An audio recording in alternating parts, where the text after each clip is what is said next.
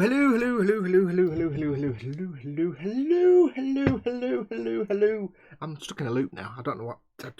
Stop. Hello, everybody. Hello, hello, hello. Welcome, welcome, welcome. It is Sunday. It is Warhammer Sunday times. Yes, it's that time of the week when I put down everything I'm working on and I just concentrate on the Warhammers. Which is weird if I'm doing the Warhammers during the week, which I've not been. But if I was, I'd be putting down Warhammer to do Warhammer, which is weird. Hey everyone, it is Fox from Model Making Guru. Welcome to Warhammer Sunday. If you don't know what this is where I do some work. At the moment I'm catching up on the Warhammer Conquest to get everything built, so this is where I'll be working on my Warhammer Conquest backlog while hanging out with you guys. Now I hope you can see and hear everything okay. As always, I've fiddled around with settings before the show and I always break something, so do let me know if you can see and hear okay.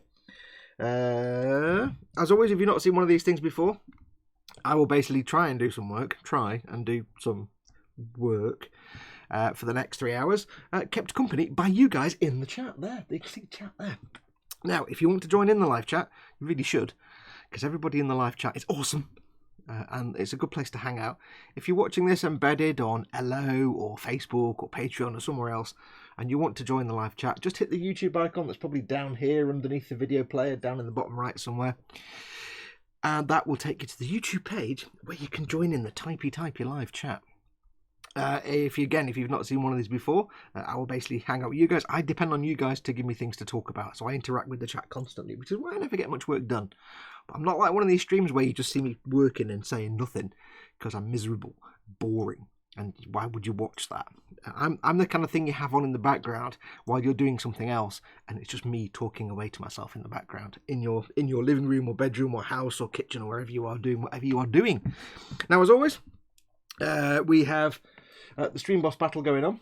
Still, the stream boss is Kevin, our Lord and Saviour. Kevin, Simon Reynolds, Golden Demon winner, good friend, and all round he's been on the throne too long type person.